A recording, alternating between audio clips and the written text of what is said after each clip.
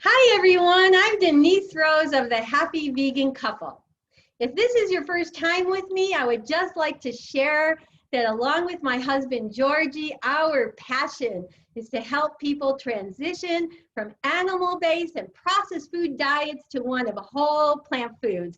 Why? Because we believe this is the best strategy for optimal health. And also there's other two great reasons. The best way of helping diminish climate change and enhancing planet sustainability. And if you really love animals, you're going to show some extra animal compassion as well. So how do we help people? Well, one thing we do, we have a YouTube channel called Happy Vegan Couple.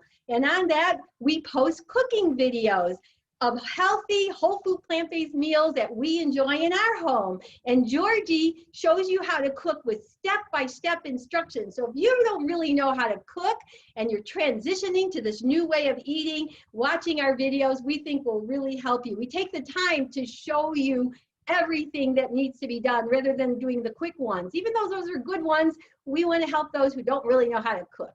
Okay. And then we also teach classes here in Tucson, Arizona, where we live. I'm doing actually a 10-week Zoom class right now that I'm loving.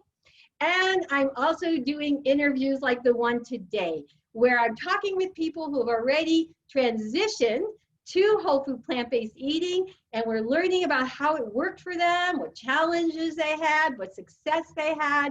And the whole reason for doing this is to help encourage and inspire other people to make this journey for optimal health, because it's really not so difficult. It's just different, right? And once you understand the difference and you get used to it, it's like riding a bicycle, right? You know how to get on and pedal away. So who are we going to talk with today? Well, today I'm so happy to talk to a man named Anthony who lives in New Jersey. He's 48 years old. Now, here's the cool thing. Anthony's actually been eating this way for about 14 years. He started back around 2006. So what motivated Anthony back then to say, I need to change the way I eat and my lifestyle? Well, at 33 years old, he was weighing 364 pounds and had a waist of 54 inches. And he also had health problems already where he was on medication. And, you know, he started getting concerned. He had a young son. And as he was thinking about his future, he was wondering, my gosh, I'm weighing this at this age. I have health problems already. How is this going to affect my growing family and impact our lives? So Anthony decided he wanted to do something about it. So what did he do? He started eating a healthy, whole food, plant-based diet, and the weight started falling off. And then his health conditions that he was grappling with started, going away.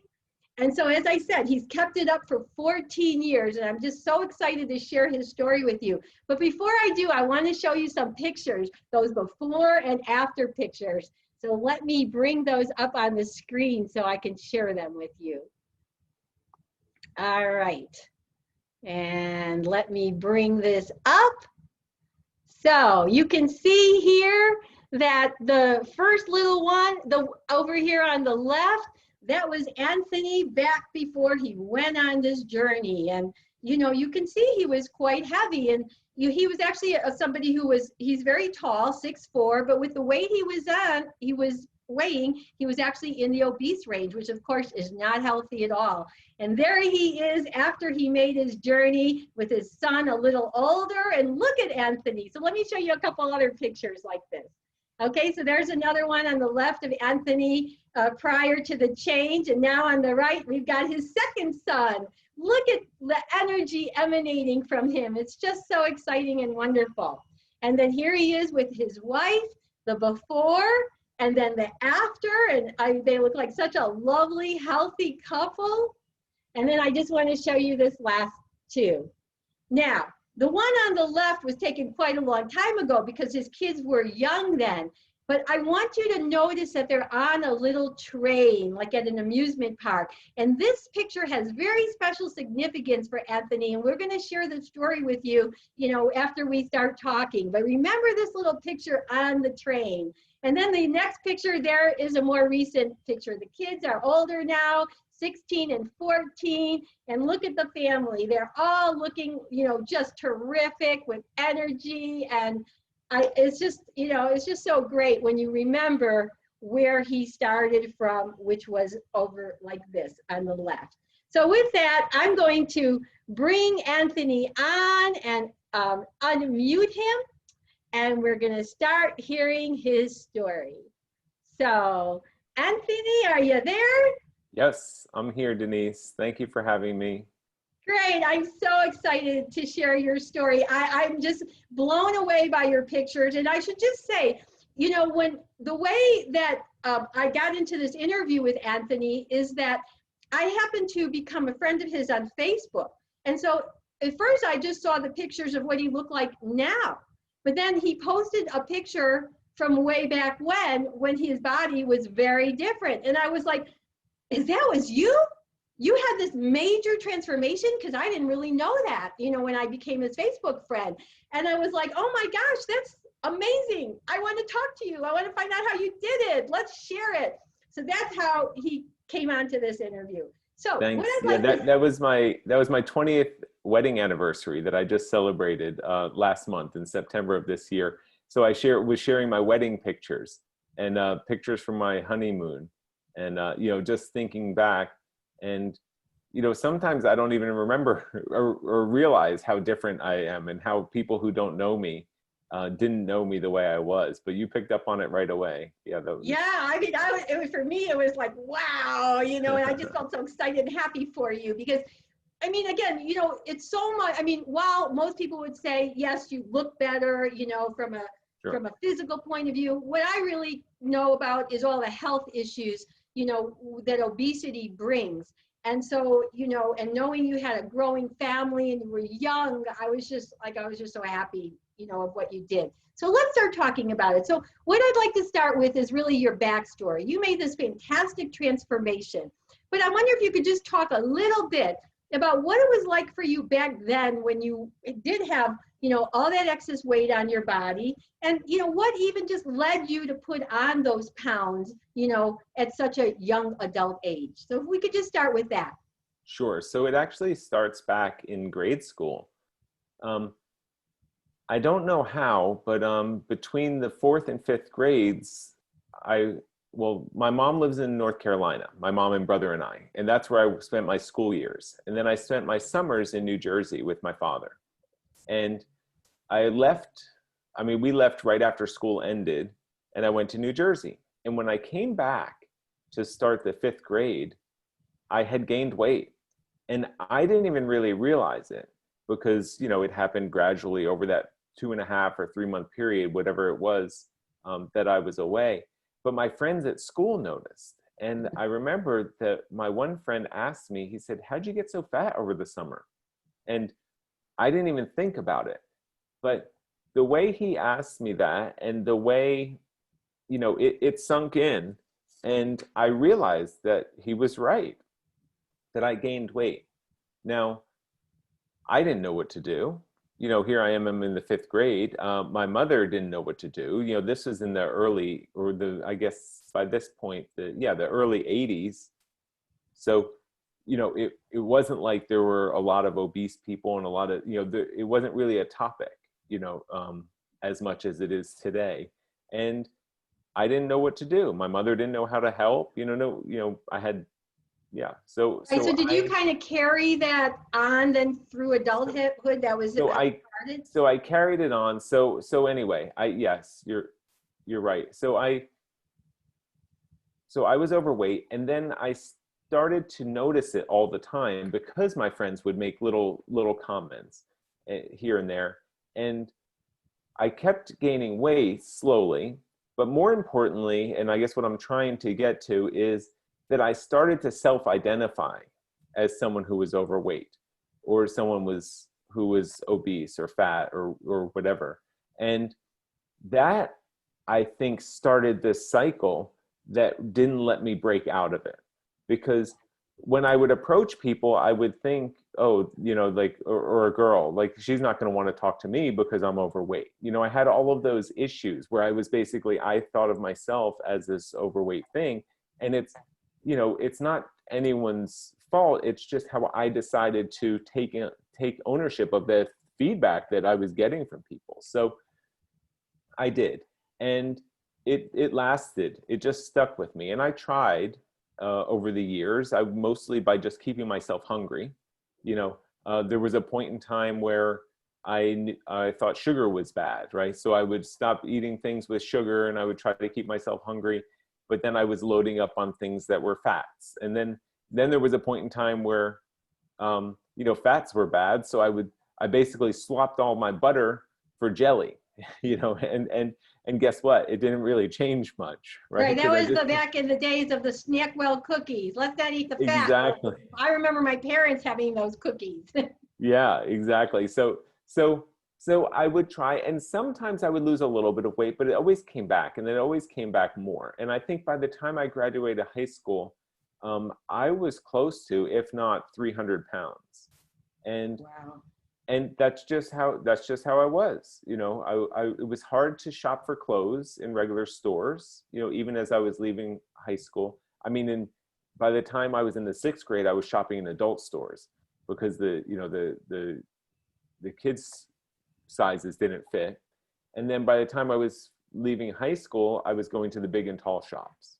And the clothing selection is limited, and the cuts of the clothing are not at all nice, right, you couldn't feel then. fashionable, right? Yeah, I didn't feel comfortable is what it came down to. And so I always wanted to lose weight because I wanted to fit in, and because I wanted to feel normal.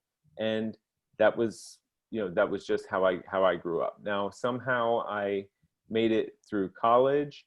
I did meet my wife. So then if we fast forward to 2005, I had a career.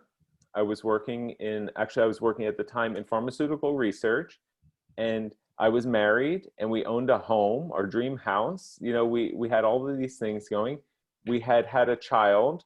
So my son, Evan, was about a year old, and my wife was pregnant with our second son. So really everything was going great. And then I applied for an additional life insurance policy.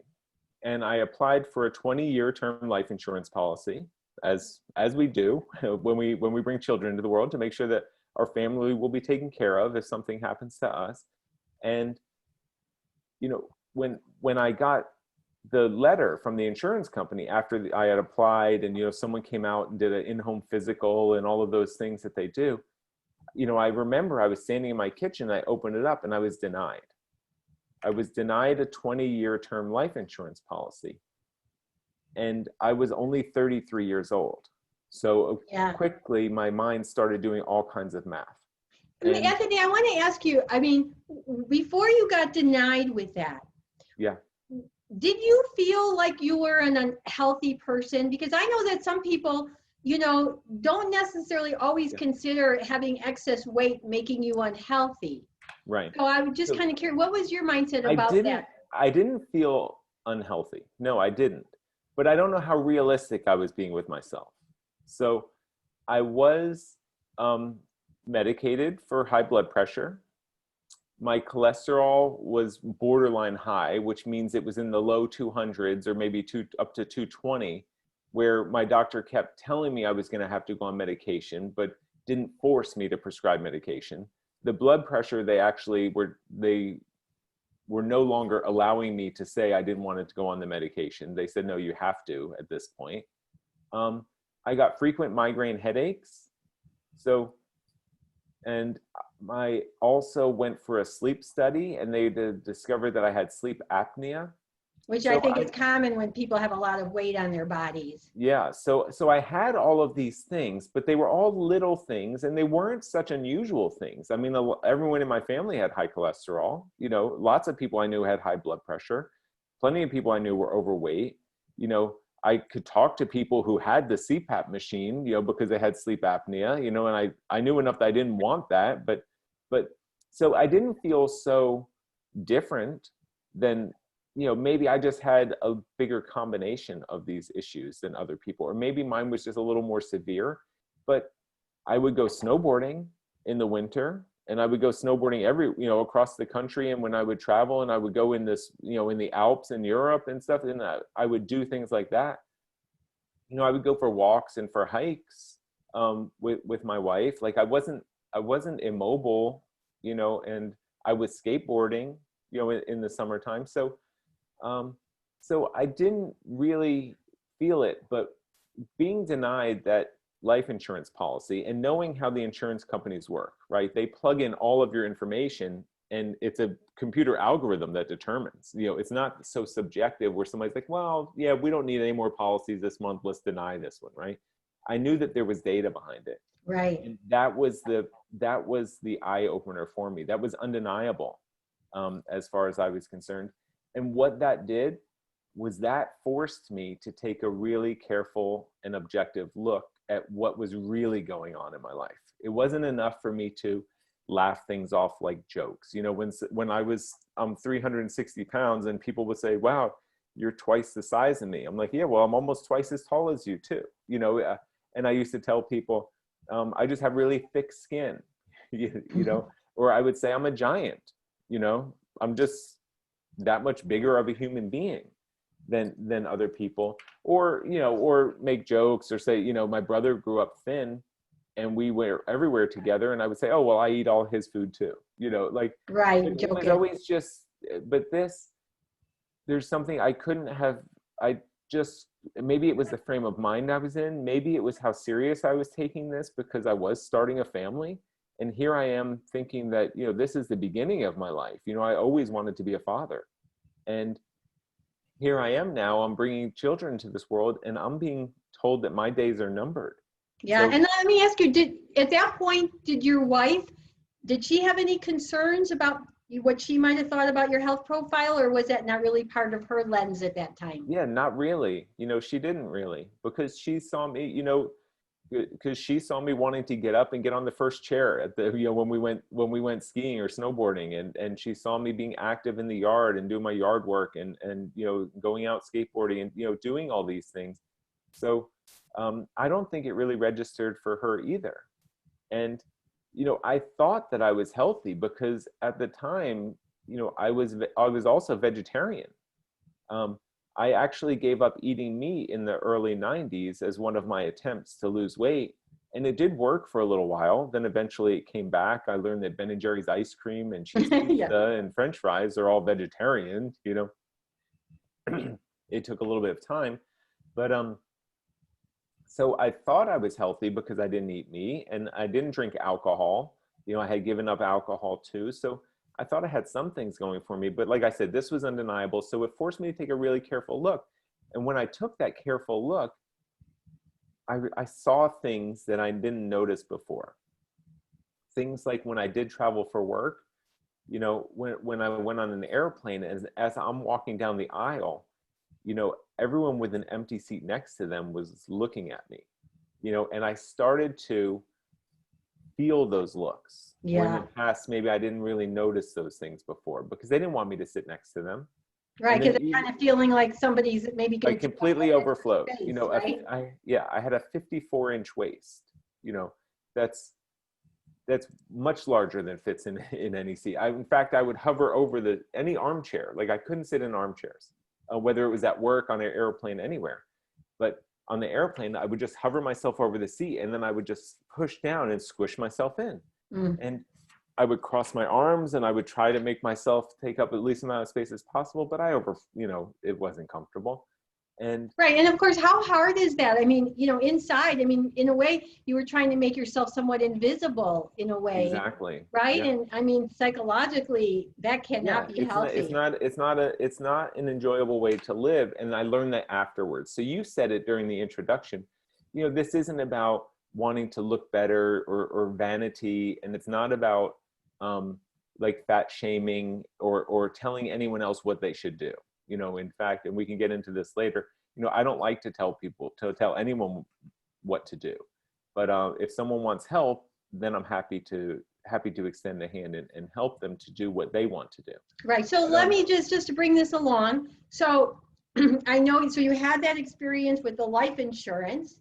And then I know you had another experience that was, emotionally riveting for you as you thought about it. And it had to do with a train, Yeah, which I referenced when we saw that picture. So why don't you tell us about that experience? Yeah, so this was earlier. Was. This was actually the summer before I got the life insurance. But again, as I started looking at all of these things, all these memories came to mind. And the local carnival went to town, and I had mentioned that I always wanted to be a dad. So my older son was about 18 months old. The previous year when the carnival came to town, he was like 5 or 6 months old. We didn't take him to the carnival, but now he's 18 months old. He's walking around. He can see rides. So we took him, and I'm walking around, and I'm holding him against my chest with my wife, and there are lights going and buzzers flashing, and there are rides, and most of them are too big for an 18-month-old.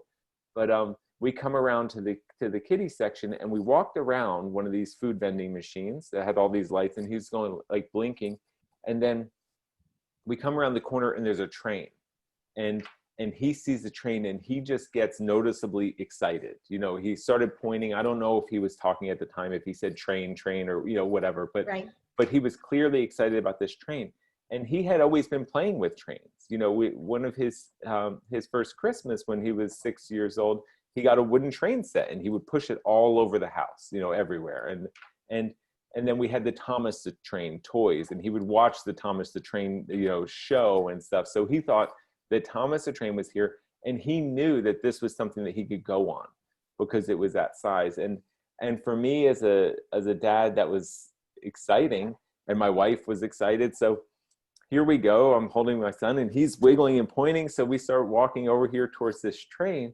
And when we get close, I put my thumbs like underneath his armpits to pull him from my chest and hand him to my wife so that she could take him on the train. But he, like, as I was— why weren't you going to go on the train? Yeah, because I didn't even fit on the airplane seat. Like, there was no way that I was going to fit on the train with him, right? So as I'm pulling him off my chest, like, he's grabbing my shirt and not letting go. So in my mind, he wants me to take him.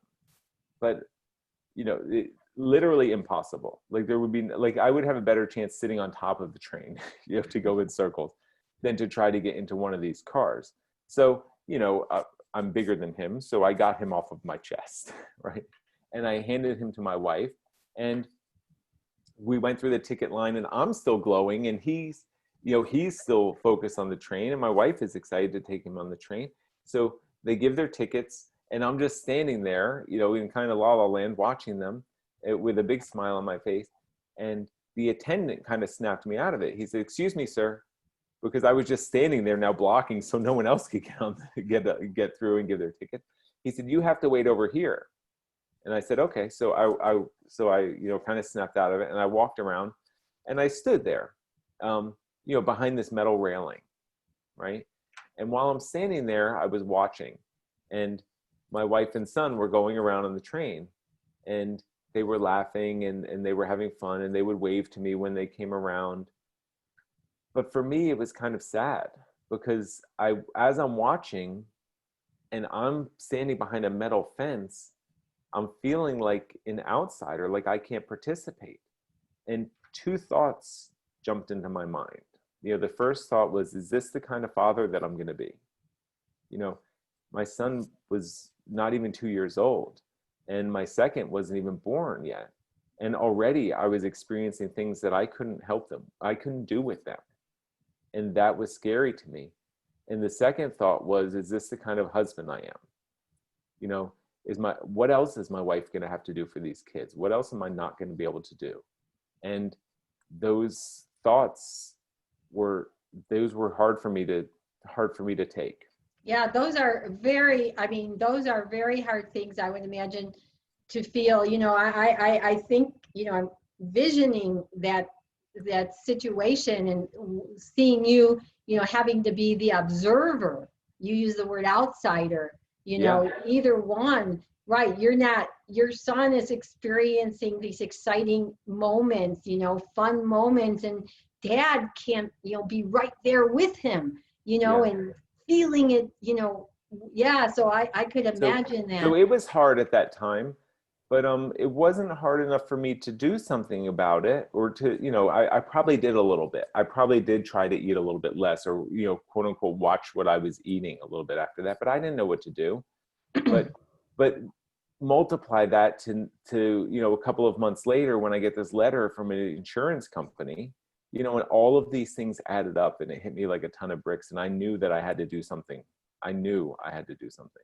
Right. So let's move on to, so you had one thought about what you should start with, right? And what was that? I gave up sweets, and I gave up sodas, and I set a goal. This was going into December. So this was my New Year's resolution. Like of 2005, right? Yep, yeah. Going into January of 2006. And I said, no more sweets and no more soda. And I set a goal to lose 50 pounds in the year of 2006. I didn't really know much more about how I was going to do it, other than keeping myself hungry and not eating sweets or soda or drinking sodas. So I started, and January came around, and I didn't have any sweets, and I didn't have any sodas, and January, February, and then in going into March, I was kind of looking at my progress. The reason why I picked 50 pounds is because I thought that I should be able to lose I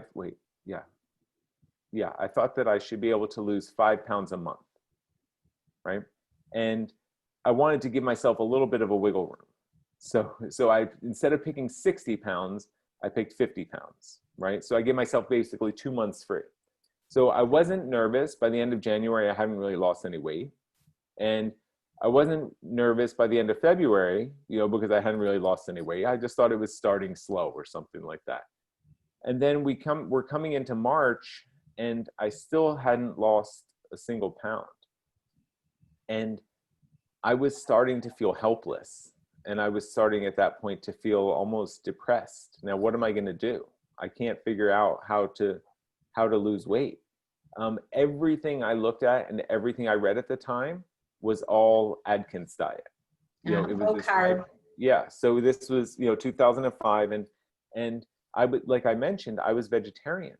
I didn't want to give that up because I felt better, as a vegetarian. So I was searching like crazy on Google, on the internet, and I was searching for vegetarian weight loss and healthy weight loss and things like that.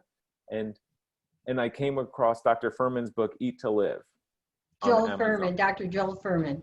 Yes. And, I didn't know anything about him. I didn't know anything about the book, but on the front cover of the book, it says, Your Guide to Fast and Sustained Weight Loss. So it says that. I said, oh, well, that sounds like something I'm interested in. But then I read the comments and what people were writing, and people weren't writing about weight loss. People were writing about getting healthy. Mm-hmm. And that getting healthy, like weight loss, is a side effect of getting healthy. And I was like, well, I don't really want to lose weight. What I really want to do is I want to be healthy. So the combination of the cover of that book and the comments that people were writing, that I knew that I had found my thing.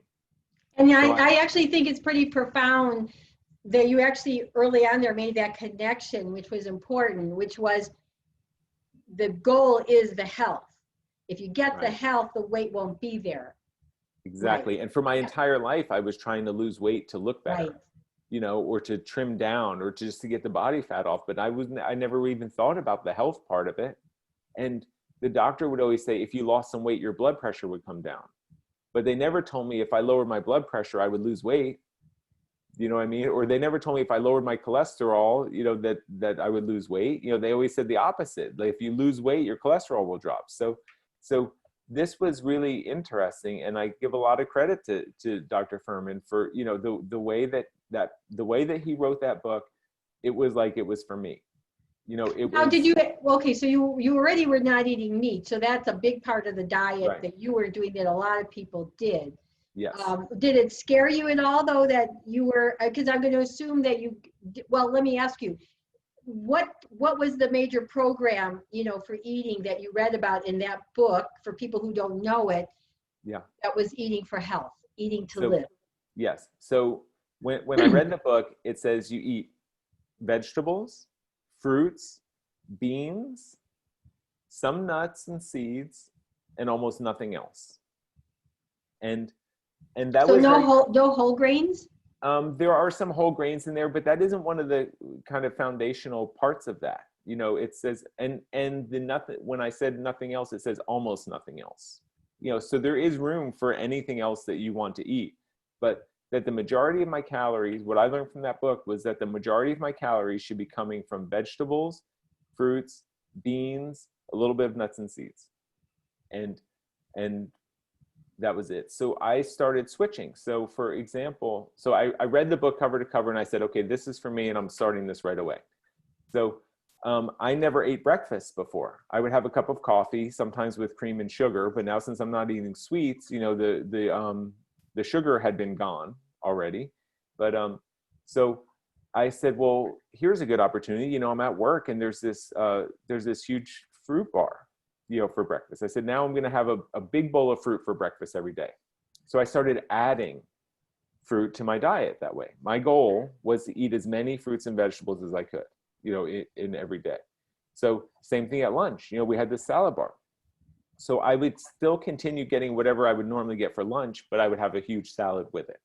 And I would eat the salad first, and eventually I would start to eat less of the other stuff. But the point is, I was getting lots of vegetables, lots of fruits, and that became the majority of my diet. And in just 2 months, by the time my son Henry was born and came home from the hospital, in the first 2 months since I read Eat to Live, I lost 30-something pounds. Wow. And I just gotta, you know, observe that when you try to lose some weight by giving up sweets and sugar, you know, which a lot of people might go, oh yeah, that's a great way, give up the sugar, right? Right. That's what you were trying to do, and you basically lost nothing. Right. Right. But so what happened is, instead of thinking about that, you said, what should I be eating instead of what about giving up, right? And you started eating the healthy plant foods. Yes, and that's what I love about the nutritarian plan. And that's what I love about a whole food plant-based diet. It doesn't tell you what not to eat. I mean, it does, you know, to an extent it says what not, but it tells you what to eat. So eat whole plant foods. You know, a vegetarian diet is great. It tells you not to eat meat. A vegan diet is great. It tells you not to eat meat or not to eat any dairy or any animal products at all. But there's a whole world of junk food out there that fits into either of those categories. But this was different because now instead of worrying about what not to eat, I was worrying about what to eat. And what to eat is fruits and vegetables, you know, fruits and vegetables and beans.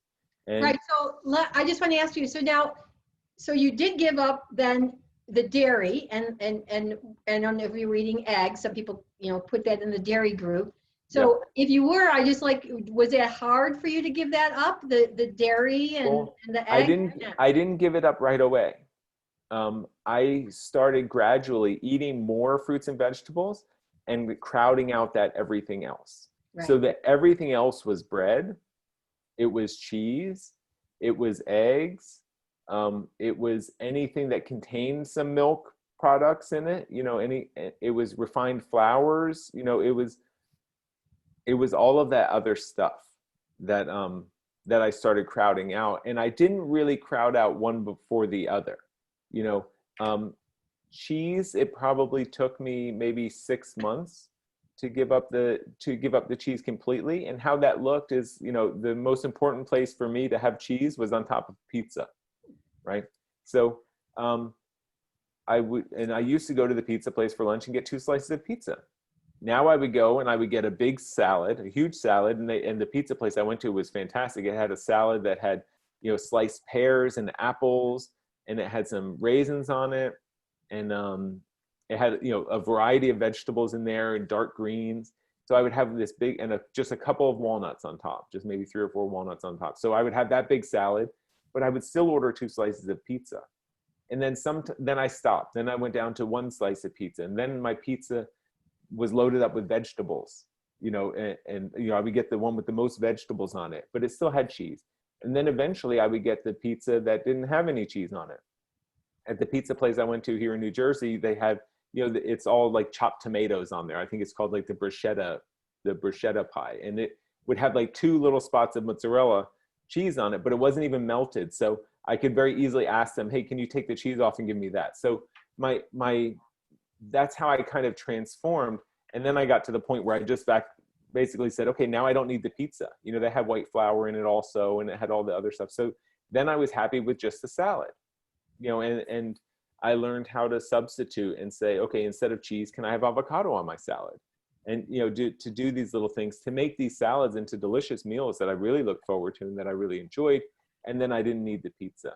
And some of the other things that took a little while, I can get a fantastic meal at a Mexican restaurant, but I used to still eat the chips and salsa, and the chips are fried. So they're fried and they have oil. So that's certainly not something that I'm trying to eat more of.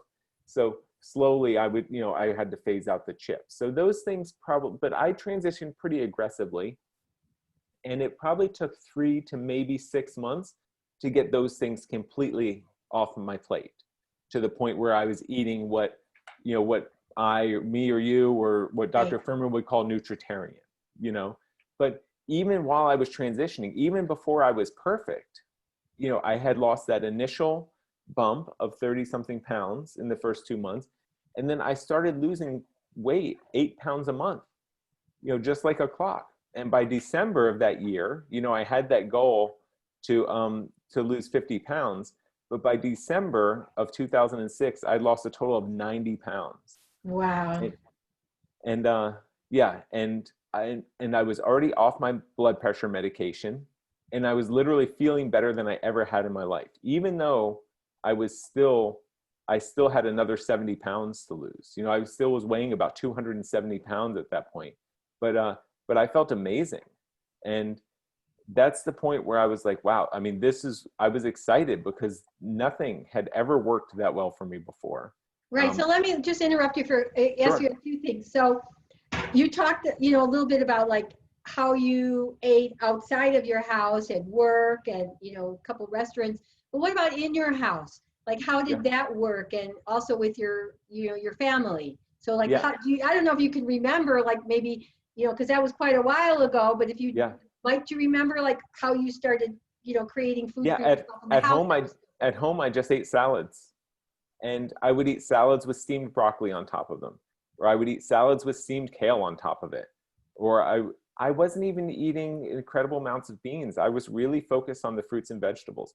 And then I would snack. Like, if I was up late with one of the kids, or if we were, my wife and I had a rare moment where we could watch TV together, in the evening, with two young children at home. That didn't happen very often, but I would have fruit for a snack. Whereas before I might have had ice cream or even popcorn or something like that.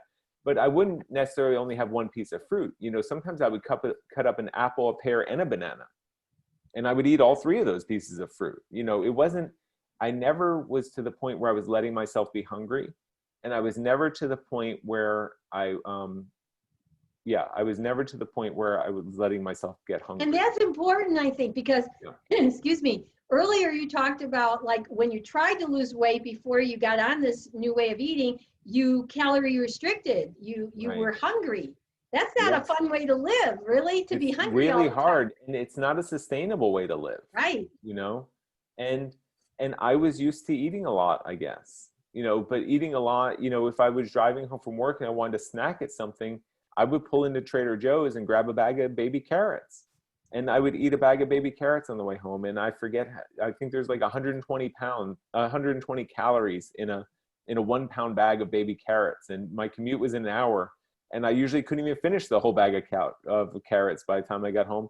But those are very healthy calories, and they're very low calories compared to, I used to go by the vending machine and get a package of M&Ms, and those would be gone before I even got on the highway. Those would be gone in my first 5 minutes.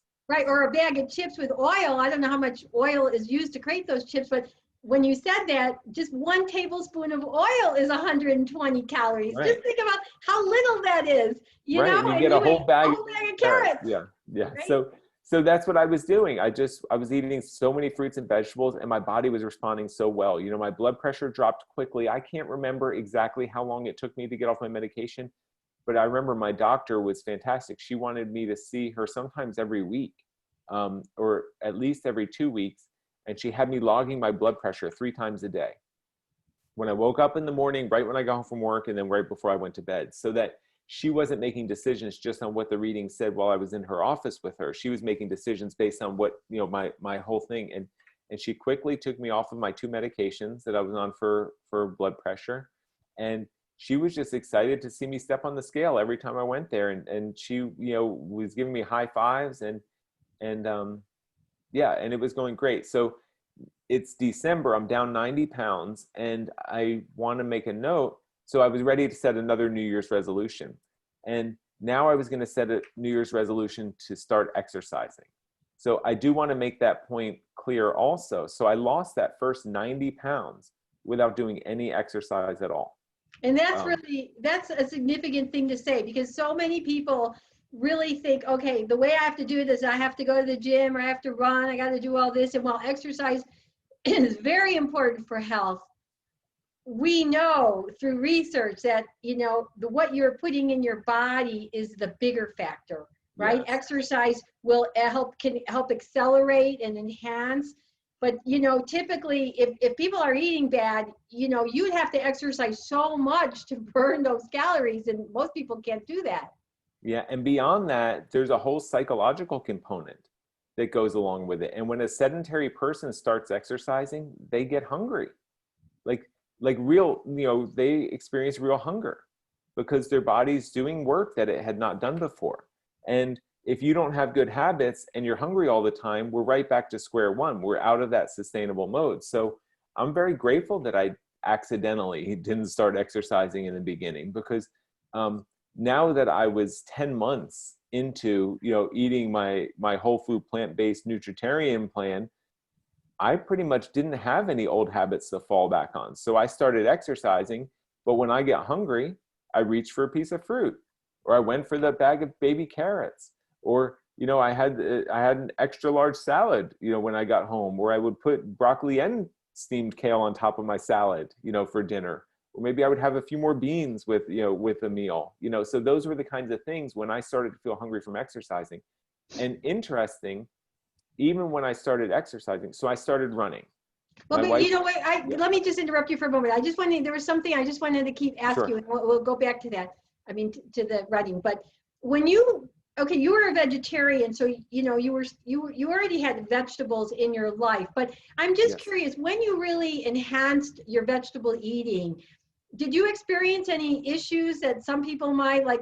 I don't know if I really like this, or this is bitter, or, I don't really want to eat all this, or did you have a completely different kind of take on that? That didn't even come into play at all. I didn't notice anything that I didn't like, and I didn't, it really wasn't an issue at all for me. That's great. I did always enjoy vegetables. I mean, I had been members of CSA farms since the year 2000. My wife and I have not missed a year since 2000. So even by the time I was making this switch, I had already been a CSA member for 5 years. And, when at the farms that I was members at, you didn't ever know what you were going to get. So we were getting produce from the local farmers. Right. And we were getting whatever was ripe that week. So we didn't know if we got something, we didn't know what it was or what to do with it. We had to look up a recipe and we had to cook it, and sometimes when I got tons of zucchini, that literally meant, cutting the zucchini, dipping it in egg, dipping it in breadcrumbs and frying it, I'm talking about before, beforehand. Right. But now that I wasn't, eating the breading, the egg, or anything deep fried, we just found other things to do with the zucchini. And our go-to with all kinds of vegetables were just to put them in a big pot with some stewed tomatoes and just cook it, and then put that in jars and leave that in the fridge. And again, I would just heat that and dump that right on top of my salad, like stewed vegetables on top of salad. That's just how I ate.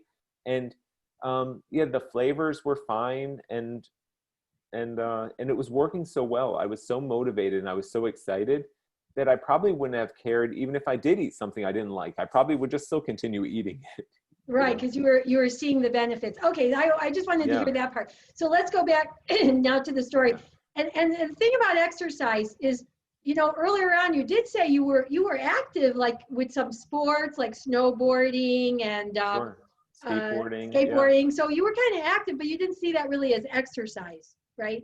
Yeah. And, I remember going snowboard. I remember the first time I went snowboarding on a work trip. I went with a couple of people from work because I traveled to Switzerland quite a bit for work. And when I went in the wintertime, I would bring my snowboard and I would extend for a weekend and I would go. And I went with some friends and my knees used to hurt really bad. So sometimes I would basically sit out every other run. Like we would all go and then I would take a breather on one, or I would go all morning and then by lunchtime, when everyone took a break for lunch, I wouldn't go back out for lunch. Right, and that makes sense because when you were having all that excess weight on you, that's a lot of pressure on your joints. Oh yeah. Yeah. So that makes sense. So it was painful. So I was active and I didn't really feel like exercise because, my heart rate probably was not up super high for a very long period of time. Because I could do the activities I was doing, I could kind of do lazily maybe, or, I guess that's the way that I would think about it. But, something like I wanted to start running and, you can't really run that lazily. It's like if you're going out for a half-hour run, your heart rate is going to be up for that half hour. There aren't really, you can take breaks and stuff. And that's exactly what I did. It was my New Year's resolution that I was going to become a runner. So we had a treadmill in the basement because my wife was always a runner and she had wanted a treadmill when we bought our house. So I was insistent that we would get a treadmill that was good enough to hold me. And this was before I started losing weight and everything. So I was 360 pounds, which meant we pretty much got a treadmill like you would find in a gym. Uh-huh. And we had to pay like 4 times what a regular person would pay for, for a treadmill for their home, but we had one. And so I just said, I'm going to go on the treadmill for a half hour every night. And I would go on there and I would walk. And then when I got warmed up, I would bump up the speed, and I would start running. And then as soon as I lost my breath, I would bump down the speed and I would walk. And then as soon as my breathing calmed down, I would bump up the speed again and I would run a little bit and then I would bump it down and I would walk. And then I got to the point where I could run a whole lap. So when I started, like the treadmill has these lights that going around in an oval that look like a track. So when I started, I couldn't run one lap, which is a quarter of a mile. And then I got to the point where I could run one lap. I would take a little break and then I would run another lap and then I would take a break. But I always just stayed on there for a half hour. And then I got to the point where I could run a whole mile. And then I would run a mile and take a break and then I would run some more. And then I got to the point where I could run a mile, then I could take a break. I could run another mile, and eventually I got to the point where I didn't have to take those breaks anymore. And I could go down there and I could run for a half hour. How exciting. To see the progress. And it progressed so quickly. So in March, I ran my first 5K race and I ran it with the running club at work. And it was the first time I ever ran 3.1 miles. I had ran 3 miles before, but I ran the 3.1 miles. And I think I did that in 27 minutes, which was fantastic for me. And I just continued for the whole rest of the year. And I just kept running further and further and further. And it was fun for me. And I would run probably half on the treadmill and half outside with friends. And I continued to do the 5K races. And then in September of 2007, 2 things happened. First, I ran my first half marathon. Wow. So that's 13.1 miles. And I ran that in 1 hour and 47 minutes. So that was fantastic to me. I mean, I couldn't believe that I ran, for almost 2 hours. And how much had you slimmed down by then? And the second thing that happened in September is my weight loss stopped. And it stopped just as suddenly as it started. I had continued, even with all of this exercise, I continued losing 8 pounds a month for all of 2006 until September. And by the end of by the end of August, I weighed 197 pounds. By the end of September, I weighed 197 pounds. By the end of October, I weighed 197 pounds. Like my weight loss went down 8 pounds a month and then it just stopped and it just stayed flat. And so that at that point in time in September, I had lost a total of 160 pounds in 20 months. Wow. Less than 2 years. Wow, that's amazing. And when you got down to that 197, excuse me, if you would be looking at the body mass index chart, would you have then been in the normal I body? was in the 24s, maybe, at one point, maybe I got into 23s, and I know 25 is considered overweight. Right. And 24 is considered normal for someone my height. I also know that when you're 6'4", when you're really tall or when you're really short, you're kind of on the ends of the BMI scale. So, I don't know exactly where I fall into there. And, now, so 15 years later, I hover around 210 pounds. So about 10 pounds more than I was back then. But things change, muscle mass change. I also started working out in gyms more than running, and so things like that. So I don't know.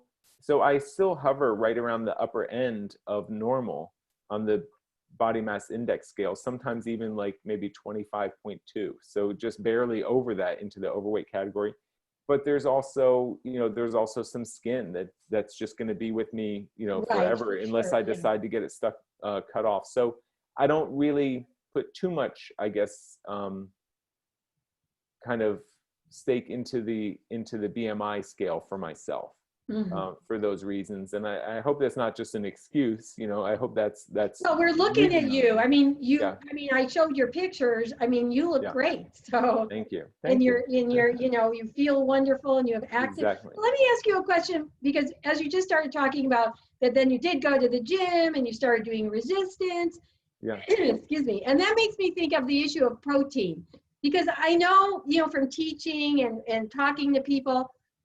One of the issues that some people have when they're transitioning to a plant-based diet, now you had already given up the meat, but you had been eating some animal protein prior to, through the dairy or the eggs. So when you gave up all animal protein, and then you're just stuck with plants, did you have any of these concerns like, oh my God, what am I going to do? I need to eat more protein, and I better go buy a big thing of protein powder and start consuming that? Because that is, what I find some people feel like they need to do, even though it's not necessarily necessary for a lot of us. But, you were trying to be more active and all that. So how did that work out for you? Yeah, so I never even considered using any kind of protein powders, or even when I was running a lot, even though when I was, marathon training, because I later on, I ran the New York City Marathon, and I just continued running further and longer, and I've done some endurance races. And, I've never eaten a goo. Goos are these things that runners, these little packs of, I guess it's like syrup or something. They're called goos or gels. Right. Actually, I know we had someone stay with us last year, because we would do some Airbnb, though we're not now because we're in COVID. Right. And we had a runner who came to do a race here in Tucson. And he was by himself, so we decided we would help him.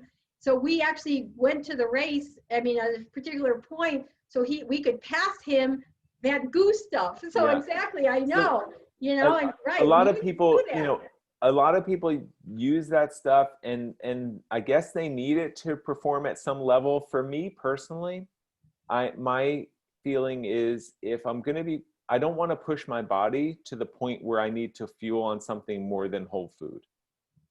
So I will eat dates, while I'm running, and that's what I do. Or sometimes I get those kind of mashed dates that are rolled in coconut.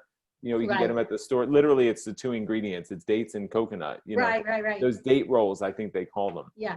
But that's as close as I would have ever eaten to, a goo or a gel. And the same thing for a protein powder. I've never even considered using. And do you anything feel like that you have a pretty good muscle tone and strength from what you've done? I feel like it's fair. I feel like, I'm not the strong, I was never really an incredibly strong person, even at 360 pounds. It wasn't like I was in the gym and I had a lot of muscle mass. And I feel like I'm strong enough, but right, for being an average person, right? Yeah. You're not going and being a bodybuilder up on stage, right? It's a whole different thing. But I do feel incredibly healthy. And every time I get my blood work done, I get that confirmation, you know, like all of my numbers, all of my risk factors, everything for all kinds of chronic disease, everything is incredibly low. Wow. You know, I keep my vitamin levels up, and everything works. So I don't feel like I'm deficient. And sure, if I went to the gym, would I maybe be able to put on muscle faster? If I was using some protein powders or something like that, or would I be able to run faster, or, you know, run faster for longer if I was using some of those gels? The answer is probably, but it's not really what I'm interested in. You know, I'm just interested in being my best version of myself, you know, eating whole plant foods, and not really trying to fine tune my body beyond that. So it never really became something that I was interested in. So tell me, how did it work in terms of your wife? Did she get on this journey with you when you did, or was she doing her own she thing? She did not get on the journey with me. You know, it was very much, I was the one who was sick and I was the one who was doing this. But you know, we had lived together for a while, and well, for years at that point, and I was a vegetarian and she was not. In fact, you know, when we would go to the diner, because I'm in New Jersey and that's what we do, is we go to the diner, and she would get like the pot roast dinner with mashed potatoes and gravy, and I would order the Greek salad with no cheese and no dressing. And you know, the waiter or waitress would come over and put the salad in front of her, and they would put the, you know, the pot roast dinner in front of me. And then when the waitress left, we would trade plates and we would eat. But then, as you know, I mentioned that she was always a runner. You know, she ran cross country in high school, and she took a break for a couple of years, maybe after college when we first got married. But she actually ran her first marathon the year we got married. So, you know, when all those pictures that you just saw from my anniversary, you know, she had already ran her first marathon. But then she noticed that I was now pushing the stroller with the two kids, and I was beating her at the races, even though I had the kids in the stroller. You know, I was still faster. And she was intrigued by that. And she thought maybe there was something to the way I was eating. You know, maybe this is actually good for everyone. So she transitioned. And she transitioned probably a little bit more slowly because it was less of an emergency for me. And probably the last thing that she gave up was sushi, because she, you know, she enjoyed sushi. And even when the kids were younger, they would go, when I would go out of town for work, you know, she would take them out and they would get sushi when they were, you know, I guess maybe like 2 and 4 years old or something like that. Like, I don't know if that's even good, but that's what they would do. But then slowly she gave it all up too. And I'm happy about that, because that's shortly after the kids started eating foods themselves, you know, after they were no longer nursing and eating foods. So then it was just natural for us to raise them that way too. You know, we had read Dr. Furman's other book at the time was How to Disease-Proof Your Child. Right, You know, I've seen that. And what a gift we were doing for our children. So now they're 14 and 16, and I don't think, you know, I can't remember the last time they've had any meat, or they've had some not really accidental, but they've had some dairy here and there occasionally. You know, when they were younger, if they were at a birthday party and there was cake being served, you know, sometimes they would have it, a small slice of cake, and sometimes they wouldn't. You know, but to me, it didn't matter if it was necessarily a vegan cake or not, because they're both like junk food. So if they're going to have one slice of cake or two, you know, two or three slices of cake a year, it didn't really matter to me if it also happened to have a little bit of milk in it or not. It was going to be very occasional. And I wasn't trying to give them food issues or create stress around at a very young age. It's much easier now that they're teenagers, because now they can make their own decisions, and you know, we can make sure that they have healthy food anywhere they go. You know, they're both running cross country now in high school. And when they go to the, like the pasta parties before a meet or something, you know, that they can get their penne pasta with tomato sauce and broccoli, and the other kids can have, you know, their chicken parmesan or whatever, you know, whatever else they're eating. Your kids are they pretty comfortable, like being plant-based eaters and around other kids, like they don't feel that pressure too much? No, and I think it helped that we were in a very small school through elementary school and middle school. And, you know, the one kid has a nut allergy, the other kid is gluten-free. And my kids are not, my kids are essentially vegan, is what we would tell people if they would go for a sleepover or something, so that they knew to get a pizza with no cheese, and put some vegetables on there. And so, when these other kids came to our house, we were very happy to accommodate them. And when our kids go to other people's houses, it was very, other families are very happy to accommodate our children. So that was not an issue when they were younger. And now that they can, kind of speak for themselves or order for themselves, I can't believe it. My son has a job now and he orders DoorDash, and he gets, and he gets a burrito from Chipotle or something, and he gets it just the way he likes it, but there's no meat in there. There's no dairy in there. It's loaded up with vegetables and beans and maybe Wow. some rice, stuff like that. That's just wonderful. Yeah. The fact that, you started then raising your kids plant-based, did you get any kind of, resistance from like other family members outside of your, some of their friends and people things don't know about it, right? And they're like, are you putting your kids at jeopardy? And so how would you deal with that? Yeah. So actually I sat across the table from a cardiologist at a work meeting, and it was at a retreat, and it was the head of translational cardiology. I was sitting across, and she was eating a steak, and they didn't have much for me at this restaurant. So I had a salad when everyone else had a salad. And then when everyone else got their main dish, I had another salad. And of course it becomes an issue when I'm eating a second salad and other people are eating, things like a steak or fish or, or a chicken dish or something like that. And she said to me, I hope you don't feed your kids like that. I said, what do you mean? She goes, it can't be healthy. It's very risky for you to be feeding young children and not letting them, not having them have any animal products. And I said, well, everything I've read, I don't think it's actually risky. I said, I think it's more risky to have kids going and eating fast food all of the time. My kids had never been to a fast food restaurant, or they don't load up on sweets and sugar and candy. I mean, I know kids who have a piece of candy in their hand, it seems like 24 hours a day.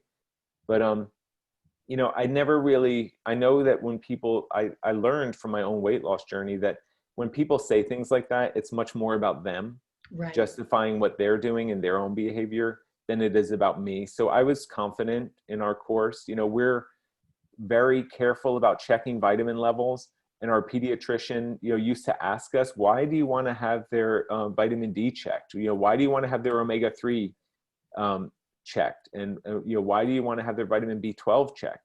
And we would tell them, because we eat a plant-based diet, we're not eating any animal products, and we want to make sure that they're having all the right vitamins. He said, well, do they have any issues? Are they feeling any signs or symptoms? And I said, no, but we still want to have it checked, and we get them checked. And, occasionally they're a little bit low on D, even though they supplement. Their omega-3s have always been fine.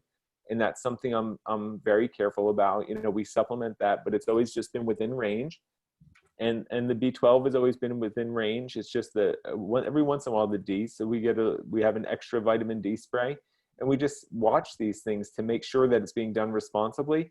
And then pretty much anyone can tell me anything they want, and it's not going to matter. I just don't listen. I let them talk. I don't try to engage or fight with anyone, but it doesn't change what I do. Yeah, and I just have to note, you said that woman was a cardiologist, right? Yes. So what do we know about cardiologists? I think, Dr. Kim Williams may have shared this. That's maybe who I heard it from, who's, a cardiologist himself. That what do cardiologists die from? Heart disease, just like everyone else, right? She's sitting there eating her steak, right? And then the thing is, she's not aware that, one of the things I share when I teach, I do a whole section on like how the medical community supports plant-based diets, because more of it's emerging. Yeah. And I share like the position paper from the professional organization of dietitians and nutritionists. And they have a position paper that says a plant-based diet is healthy any time in the life cycle, right? Yeah. Why doesn't that cardiologist know that? And make that comment to you? Right. Yeah.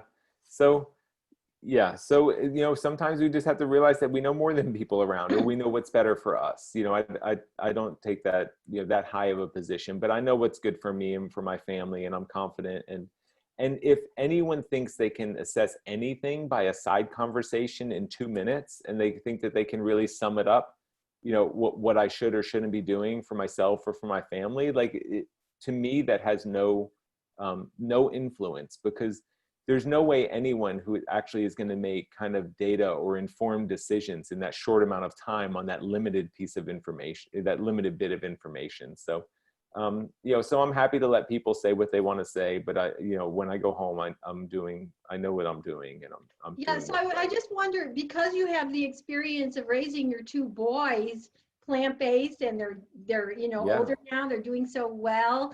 Do you have, I mean, you talked it a little bit, but just to maybe sum up, do you have any maybe tips that you might offer other parents? Because this is an issue for some people. They're just scared, because Yeah. especially if they don't know a lot of people who do this. Yeah. And so, they're worried about it. And if they haven't seen any of the books, like you did come across a Yeah. book by Furman about raising kids. So do you have Yeah. anything that you might So, share on that? so yeah. Two things that I think are good guiding principles. So we steer kids like they're a humongous cruise ship. And what I mean by that is you're not making any U-turns, and you're not making any 90-degree turns, right? If behavior is not going the way you want it to, if their diet is not what you want it to, set a course, but let the change take time. Gradually turn and get to where you want to be. You can't walk in one day and make some demands and snap your fingers and throw everything in the garbage and change all the food and expect everyone to buy into it right away. I mean, some people do that and they're successful with that change, but with younger children, I think it's even more confusing, and I think it's more challenging. And I'm very conscientious to try really hard not to create, food issues with my kids. And, I don't know that I've been successful. We'll see, but I'm trying. So that's number one, is steer. Steer and guide. Don't just fly. Don't just make changes day and night based on something you read that afternoon. Right. Plan it out, and that's a way you can gradually move things into a direction, but you will get there. And the other thing is to think of it like an investment. You basically put all the work in now, and you'll get the rewards later down the road. It's just like investing money. It's going to be hard for a period of time, but it will be worth it. And if you build in those habits, if you build in those behaviors, if there's some healthy food that they like, make it available, and try to go for things in that area. We've also burned our kids out on things that they really liked. And I've learned that mistake too. They really got into the, I think it was a forks over knives recipe for lentil sloppy joes, and they loved it. And, I might have served it like 20 nights in a month, right? And they still won't eat it. That was years ago. Now they still won't eat it now, because I've ruined it, and I'm so annoyed, because I really enjoyed that recipe too. But we don't make it anymore because we burned it out. So look for things that they will like, and then just try to kind of expand their palates from there. And what I'm reminded of, I've listened to some interviews with a pediatrician who's plant-based, Dr. Yami, Sure. and she has a website and a lot of great resources. And one of the things I remember her talking about with trying to help children transition, if you've been feeding them the animal processed foods and now you're trying to move them to these healthier foods, she says, you can offer them like a piece of broccoli or some beans, and they might go, eh. And what she says is, don't let that stop you from offering it another time, because it often could be 8, 9 times. I don't remember the Yeah. exact number that she Yeah. shares. And the number probably varies, but the point Sure. is the same. Yeah. Keep trying. Right. Right. Don't give up, because Right. the body takes a while and the taste buds to adapt. And eventually she found with her own children that if she kept offering it and not making a big deal, if they didn't want to, like, take a little bite and Right. but then offer it again. And then eventually, after many times, it's like, oh, okay, this actually tastes better than I thought. Yeah. And then cook it into things, so if they like a bean chili, add some broccoli to the bean chili. I'm not saying make it half broccoli, But if they won't eat broccoli, add a little bit of broccoli to the bean chili. And then maybe they'll kind of develop a little bit of taste for it within something that they like. And then they'll, but exactly like you were describing, then eventually they'll like it on its own, and it will be fine. Yeah. Yeah. So I'd like to ask you another question, which is about just your thinking and your mindset, because I'm imagining that, they've come from the place where you were a young man, obese, to where you are now, and the fact that, how you committed yourself, and, you found that research. I mean, I'm assuming you had to have kind of a real shift in your mindset and your thinking about yourself and how you approach your life. So I wonder if you might share anything about that. Sure. I mean, I spent 10 years after I made my own change, studying the mindset of lifestyle change and trying to figure out why it worked for me this time when it hadn't worked for me ever before. And, I luckily put together all of the components necessary. I mean, the first thing is having, for change, the first thing is having a strong purpose. The second thing is, having positive self-talk, encouraging yourself on the successes. The third thing is to fall in love with the journey, rather than torturing yourself while you're changing and just looking forward to the result. I started having fun, right when I started feeling good, and, it almost wouldn't have mattered if I continued losing weight or not. I was going to continue eating healthy and all of these things because I loved what it was doing for me. I loved it.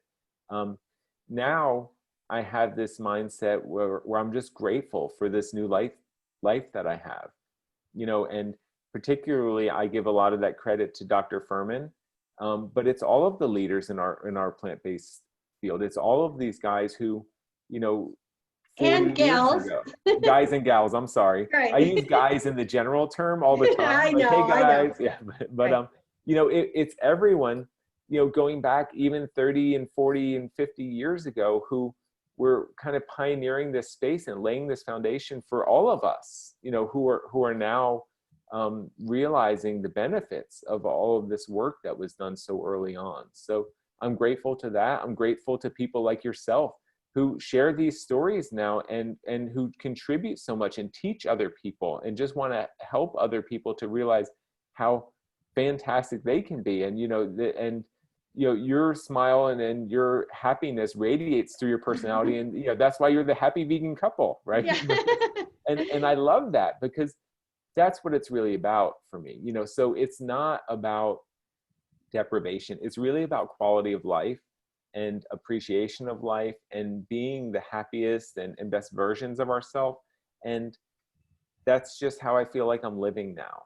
And so it's wonderful. So I don't know if that's specifically answering the question about mindset, my current mindset. But if I had to pick, my current mindset is about appreciation and about gratitude for everything that I have and that I'm able to do now. Right. I think that's just wonderful. So one of the other things I want to talk a little more about, we talked about earlier on, like when you just started changing, the kind of food you were eating, lots of vegetables and fruit and the legumes and the nuts and seeds. And you talked, about how you were doing that, fruit bar, salad bar. But I was just curious, like, it's 14 years later now that you've been doing this, or 15, something like that. And are you pretty much still eating the same, or has there been any tweaks? And maybe you could talk about a little bit of that. And do you have some, what are some of the family faves you have now? You kind of burned out on the lentil sloppy Joe, but so what goes on in your household now? So it's not that different. The only thing that is different is now we have more recipes, and we probably have more recipes because of Kathy and the kids.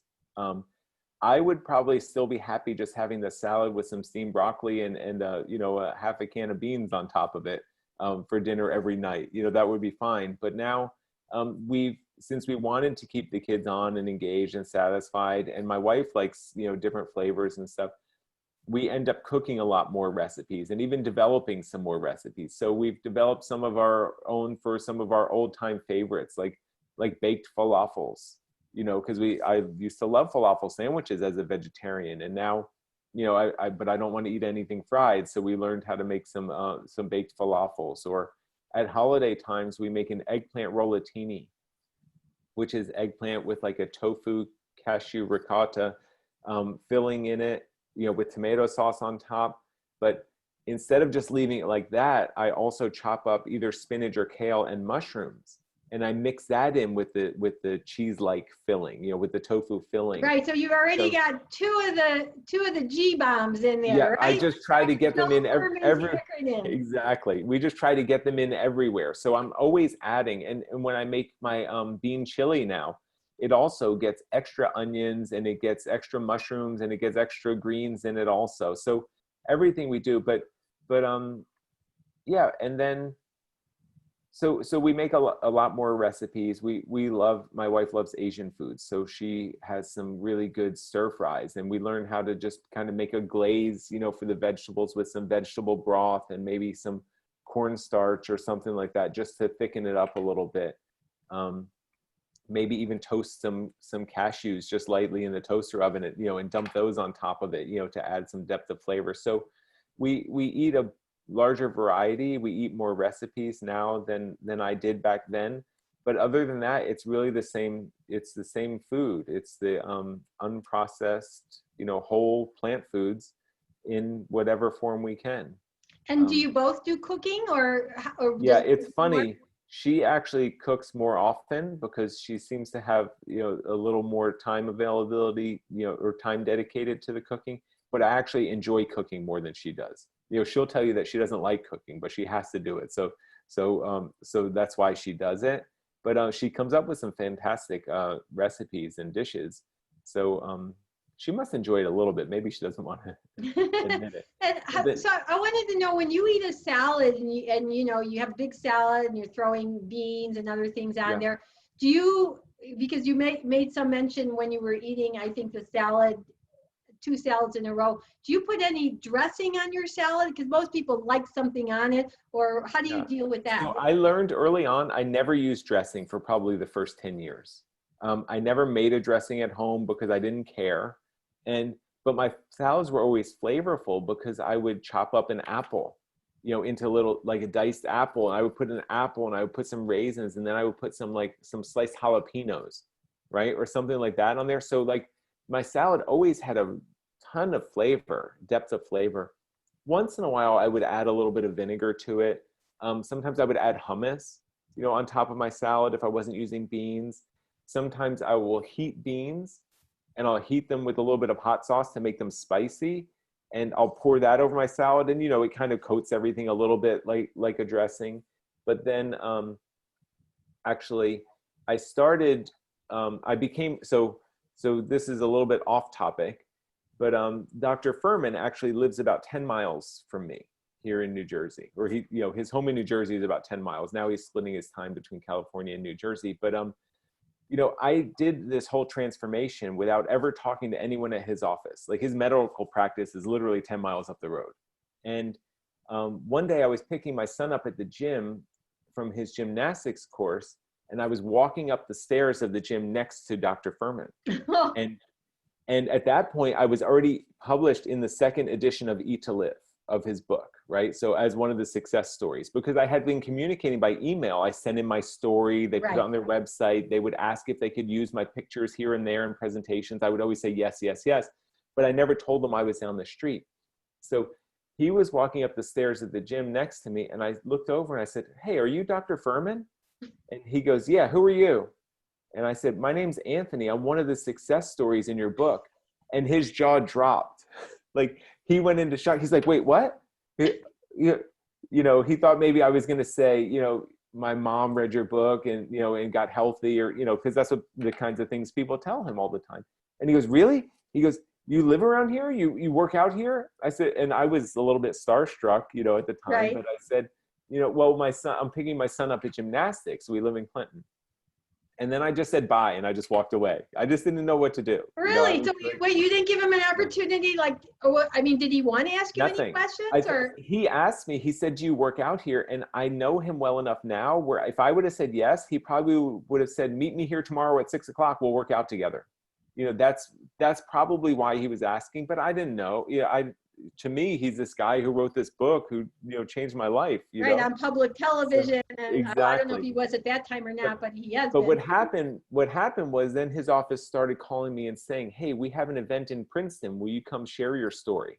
Wow. And then they started asking me to come to all these local events, or they were doing an immersion here in Basking Ridge. Can I come and share my story? So then so he must have told someone in the office, hey, this guy Anthony lives close by, right? And so then when I was there, and when I go to these things, I feel like you and I are similar in this regard. We really want to help people the best that we can.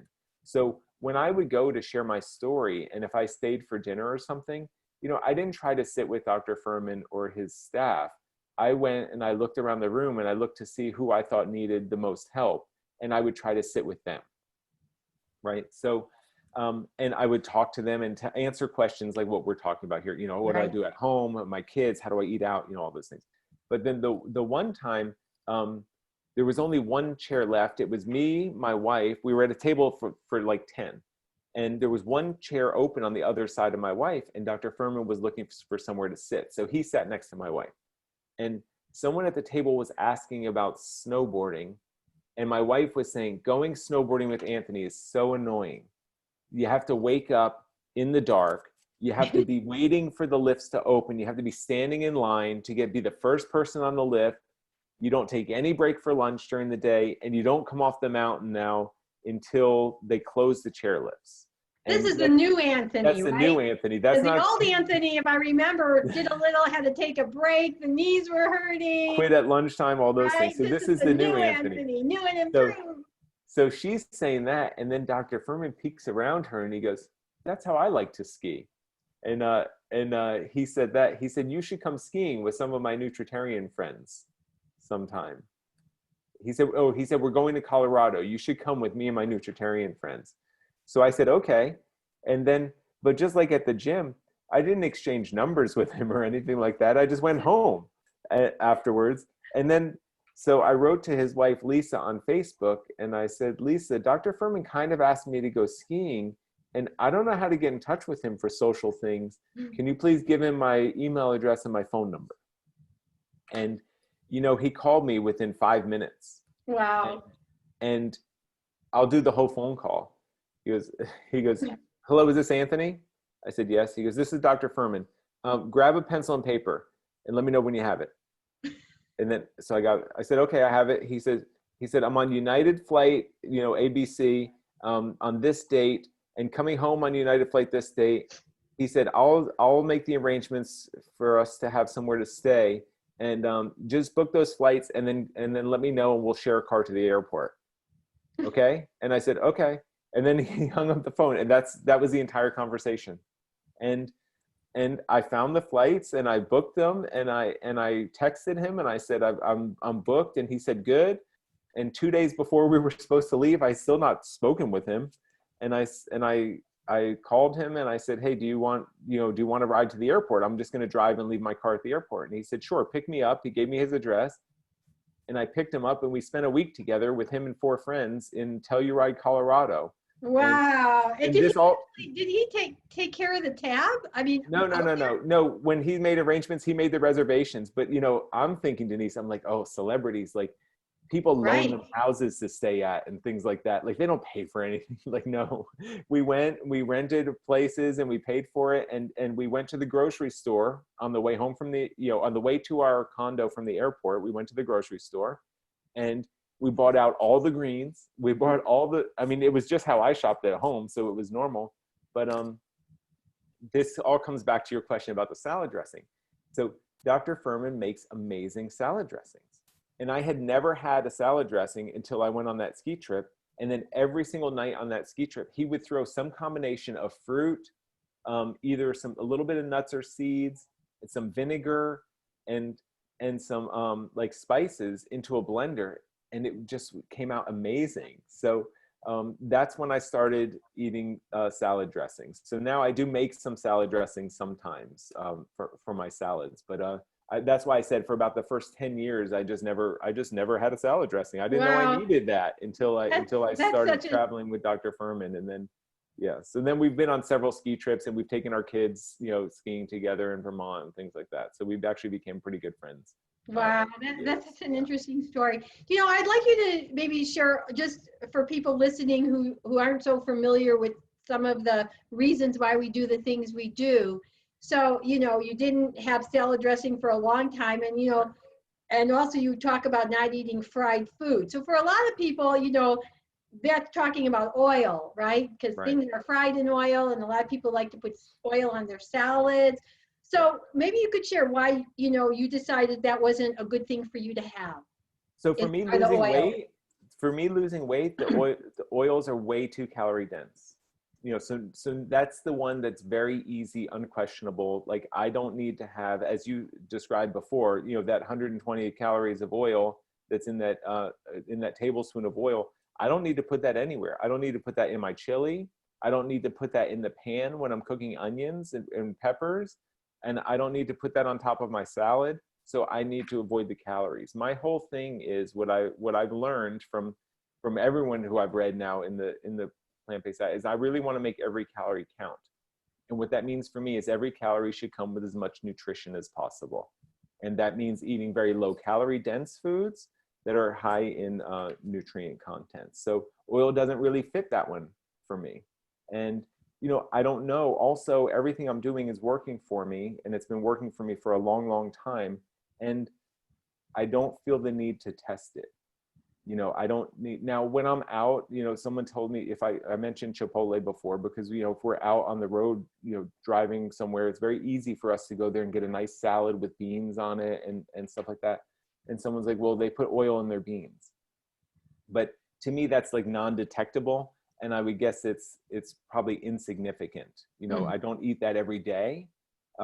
So it doesn't bother me if some slips in that way, but we don't have oil in the house. We don't have any use for oil in the house. We literally don't. I mean, if you were in my kitchen, you said, I just need a drop of oil. I'm like, well, I would just have to say, I'm sorry, Squeeze it out of that nut. Yeah, exactly. Right? Yeah, we can press some walnuts or something. Maybe we can get some oil that way, or we could go to the store, but I don't have it, so I don't need any oil. And I forget, what was the other thing that you asked Well, about? it was just basically that. I just wanted to hear, what your own thing, right. So I'd like to move to, as we're getting closer to finishing this, but we have a little bit more I want to really share. So I love, that you started sharing your story, and, Dr. Furman helped you with that. And I know that you also, I don't know if you might want to share some other ways you've shared it, but I also want to get to, I've learned that you got so excited about this lifestyle and everything that you even started thinking, we need to find a way for more people to be able to learn about this and communicate with doctors who support this way of eating, right? Because we're still at a kind of a paucity of that. Most doctors probably don't even know this information. They just don't know. Yeah. Learn in medical school, if they don't go to the conferences that are out there now. Thank God we have these conferences, and some doctors are doing it. But so tell us more about like going to this direction, sharing your story and then moving into like, creating this this doctor's thing. Okay. So I developed a passion very early on. As soon as I recovered my own health, I wanted to help other people to do the same. And I had been always looking for ways I could do that and also make a living. But I had a very good job working in pharmaceutical research, first in informatics and then in operations. And I worked with the most amazing people in the world, incredibly smart people. But everything I learned from all of the doctors and people in the plant-based community, I would walk around this campus in New Jersey, which is 500 acre campus. And there were almost 8,000 people who worked just on that campus. And this wasn't even the world headquarters, right? And what I learned is probably 70 to 80% of the medical problems that we were trying to solve by developing drugs could be avoided if people would live healthy lifestyle. And that didn't sit well with me. You know, that didn't, it was out of sync. Like, why are we're developing drugs just so people don't have to take care of themselves? But I had a really hard time figuring out how to replace that income and help people in the way that I know to help them the best. So about 2 years ago, we went through a major life change, you know, my family. We actually sold most of the things that we own. And I still laugh when I say it, but we became minimalists. You know, I had a big house with a lot of property, and we had all stuff filling the house, filling our barn, filling our garages, you know, filling our property. And we spent a lot of time and money taking care of that property and that house and all of these things. So we got rid of all of it about 2 years ago. And now we live in a very small condominium in the same school system. We didn't want to change the kids' schools, but and now we don't have all of this overhead. So I no longer actually, it's interesting, I no longer needed to make that high salary that I was making. So I was able to leave my job in pharmaceuticals. My wife still works, and it opened me up to kind of explore new opportunities to help people, but without having to worry about the financial pressure of taking care of, you know, our bills and making sure my family was taken care of. So I call it, I pre-tired, because I know I have to work, but for now, you know, at the time, I kind of felt like I was almost retired, but right. Yeah, pre-tired, not retired. But anyway, so I wanted to more formalize my education around health coaching. You know, the National Board of Medical Examiners came out with a board certification for health and wellness coaches. And so I enrolled in a program, and it took me a year to do the studying and everything, and then apply for and then sit for that exam, and I got that certification. So now I'm doing individual health coaching, and the way I do it, it's exhausting for me. You know, it takes a lot of energy. And I realized that I didn't really want to handle more than about 6 clients at a time, because I want to make sure that they're successful. I mean, their success, I'm deeply vested in their success and making sure that they have everything that they need in the form of support, and they're exploring all their ideas, and they're really working this so that it's going to be successful for them. Because when I see those "Where Are We Now" from shows like The Biggest Loser, it hurts me here when I see someone who had lost 150 pounds or lost 200 pounds and then gained back most of the weight. Like, I can't handle it. So I'm careful with who I work with, but I want to help more than 6 people at a time. So I had been looking, you know, for probably the past 5 years, you know, what can I do to help thousands or 10,000s or maybe even hundreds of thousands of people? And I realized that there was a big gap, and that we had a unique opportunity now to help fill that gap. And the gap is that people, their medical care is not aligned with the things that they're learning from people like you, and from coaches like me, and from other leaders, like, you know, in our field, like Chef AJ and you know, the Mastering Diabetes guys, and all of these programs that people go to. And then when they go for their annual checkups, or then when they go to their doctor to adjust their medications, you know, they get some challenges. You might like the cardiologist with your kids. I mean, yeah. you know, and that kind of stuff, right? Yeah. So, and we were at this unique time, and where telemedicine was coming around. You know, I started working on this about 2 years ago, and I'm like, well, what if we had doctors who understood and practiced lifestyle medicine, and they were licensed in multiple states, so that they could see people over the computer. So basically taking away the barriers. I mean, people have been able to see doctors like Dr. Furman and Dr. Benson, who works in his office, and even Dr. Marbus, who's my partner, if they could get to them and they had an appointment, or Dr. Weiss, who's here in New Jersey, who's a fantastic farmer physician. You know, like, there are a couple of these doctors around, but there are a lot of barriers for people to get to them. So we can take down a lot of those with telemedicine. We can design a really lean organization so that the doctors are well compensated, but that the patient still doesn't have to pay, you know, an arm and a leg, you know, to get an appointment. So I set up this system. It's called, or this platform, it's called Plant-Based Telehealth. And we finally launched it in March of this year. And I mentioned I've been working on it. At that point, I've been working on it over a year already. And I wanted to launch it last November, but it coincided almost exactly with the coronavirus shutdowns here in New Jersey in the Northeast. So I was nervous about that because, you know, people are worried about surviving. People are not necessarily worried about, optimizing their health and things like that. But what the coronavirus situation did for telehealth is it made it a normal thing.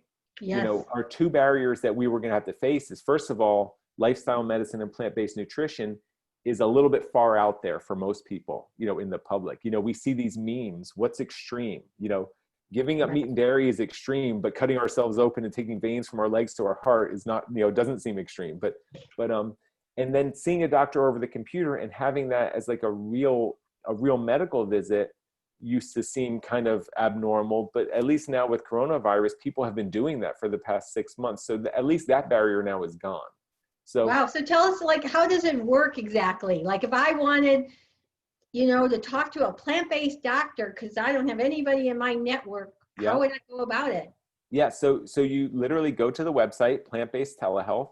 The first step is to register as a patient, and you have to just give us some information and fill out some forms, and then you're registered as a patient. Once you're registered as a patient, now you can choose a doctor that's able to see you in your state.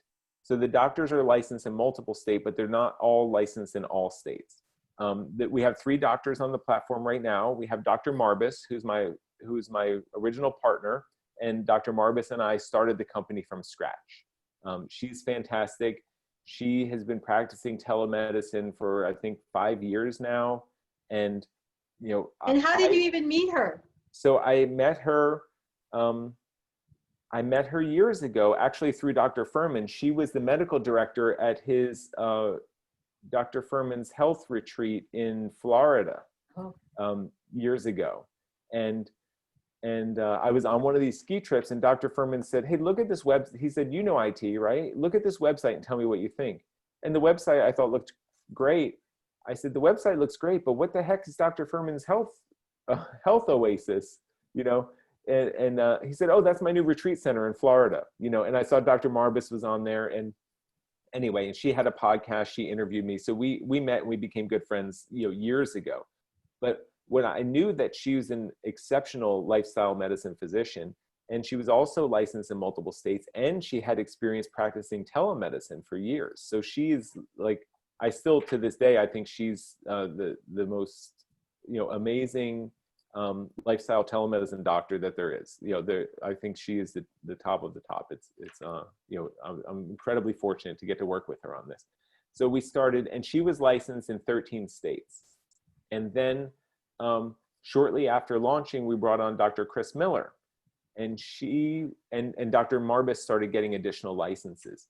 So now Dr. Miller brought on a few more states, and then shortly after bringing on Dr. Miller, we brought on Dr. Clapper, and he's an incredible person. He's been he's been a leader in this movement for, I don't know, 40 years almost. Right. I got to meet him on one of the vegan cruises I did, the holistic holiday. And I actually had a short exchange with him and came away from that and said, this is one of the sweetest people. He absolutely That's what I felt about him. What a kind, sweet man. He really is. And he's still dedicated to actually helping people. Like, and when I say helping people, really helping people through real medical visits. So if someone wants to, I mean, they can schedule an appointment with Dr. Clapper next week, you know, as soon as next week or so when he has next availability. And he's licensed to see patients in Hawaii, California, Florida, and New York. So if you're in one of those states, you can see Dr. Clapper. We have, between the 3 doctors now, they're covering 41 states, actually 42. Dr. Marbus just got Oregon this morning. She sent a text message. So I haven't even updated the website yet, but So are they getting, I mean, how are they getting a lot of calls, or they are, are they? since we've been on the phone, I've got 2 calls, on my phone here. The number on the website rings on my cell phone for now. We're really trying to run a very lean organization so that we can keep the as affordable as possible for people. So how it works is it's $150 and the patient has to pay. We're not billing insurance, so the patient has to pay out of their pocket, and that's for a half-hour appointment. Some people say right away, a half hour is not going to be enough for me. I want a full hour. And they basically just book 2 appointments back to back. Or sometimes I tell them, well, maybe you would want to space them out and book one this week and book one a week later, or book one 2 weeks later. You don't have to do them at the same time. So we really feel like the patient is empowered to do what's best for them with this model that we have. And after the visit, the patient can get a receipt that's called a super bill. And that includes the treatment codes and the diagnosis codes, and they can submit that to their private insurance themselves, and they will get reimbursed. And we can't accurately predict how much they will get reimbursed because everyone's insurance plan is, totally I'm different. assuming, I mean, if you're in an HMO, that's probably not going to work. Right. But if you're in an open network where, you might get that some kind back, of insurance. Yeah, we know some patients, and it also depends on what you're being treated for and what your insurance company covers as a reasonable custom expense for that type of visit. But we know some people have been denied, they haven't been reimbursed anything. Other people have been reimbursed $25, and others have been reimbursed $95. So it really varies enough where we can't accurately predict it for people, but we're not closing that door. We just can't handle that part ourselves because it would end up driving up the cost, Right. for us to try to figure out how to do all of that billing and everything. But it's as simple as that. So once you're registered, you go on, you actually see the doctor's calendar. So you pick one of their available appointments that fits your schedule. When you come, then you answer all of your medical history forms, you fill out your allergies, any medications you're taking. We have a complete lifestyle questionnaire that asks about how you eat, how you sleep, how you manage stress, what do you do for exercise, all these important lifestyle factors. The doctors will review that, and then you have a very efficient 30-minute appointment with them. Oh, wow. So that sounds really great. So you get to share all the information in advance of the conversation, Yes. right? About your history, because that could take a long time just in itself to, if the doctor was standing there asking you about this and this and this. So they get it all, they can review it before the clock starts ticking. Yes. Right. Yep. And then that's how it when works. the 30 minutes starts, they know your history, the issue, they might not have memorized everything, but it's all written out in front of them. So when you start to tell them, they can look at it, they can see it on their interface, on their screen, and they can scan it quickly, and they can look for their flags. They can basically start to ask you the follow-up questions rather than asking you the initial questions and trying to draw the information. So we really are working to try to make it as efficient as possible. If someone does need to go for lab work, you can go to your local Quest or LabCorp lab. The doctor will order your lab test, and you walk in there, then you get your test just like any other doctor's visit. If someone does need a prescription medication, you just tell them what pharmacy to send it to, and it electronically goes to the pharmacy. And probably by the time you get off the call and go to the pharmacy, it's there in a bag, ready for you to pick up. So it functions just like any other doctor's office in that regard, only that instead of being in the same room with the doctor, they're speaking like you and I are speaking now. Wow, that sounds great. Are there any plans for it growing in any way? Yeah, so we're talking to more doctors all the time, and we would like to bring on more doctors this year. We want to make sure to have all 50 states covered before the end of 2020, and we're on track to do that through bringing on additional doctors, and these doctors, getting a couple of more licenses as needed themselves. But we really want to break down those barriers, and we really want it to be good for everyone. So we know it's good for the patients. We want it to be good for the doctors, because so many doctors want to practice lifestyle medicine, but everyone being out on their own, it's really hard to develop a mass of patients where they can see each other. But we know that coming together, one of my mantras that I live by are that we're all stronger together and helping each other and working together. But by bringing these doctors together in one place, we can probably attract enough patients to really help everyone. So it'll be good for the doctors because they can practice the best medicine that they know. It's good for the coaching programs because people like yourself and people like Robbie and Cyrus from Mastering Diabetes, you know, they send their clients over, and their clients are getting medical advice that's directly in line with what they're learning through their classes, you know, and like Right, Chef exactly. AJ sends patients over.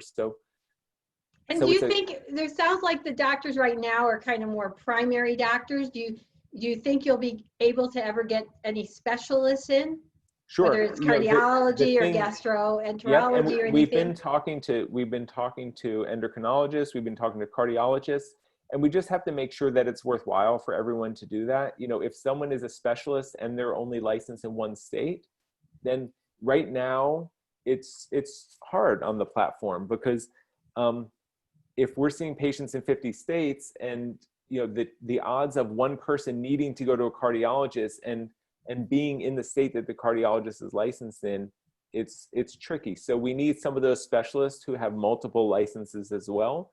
And we need to build up our patients. You know, we need to build a bigger mass of patients, so we have a larger a pool of patients. So Wow, well, what a phenomenal service that you've yeah, created.